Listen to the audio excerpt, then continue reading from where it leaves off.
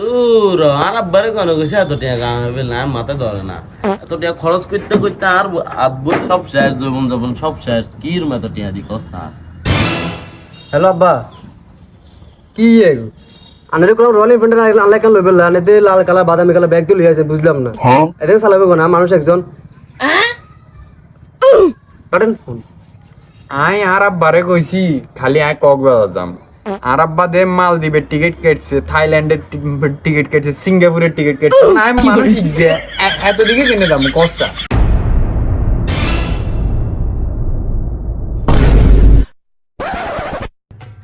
Hello আব্বু, তা আপনি চুল শেভ করবে গেলে যাবেন ভালো কথা।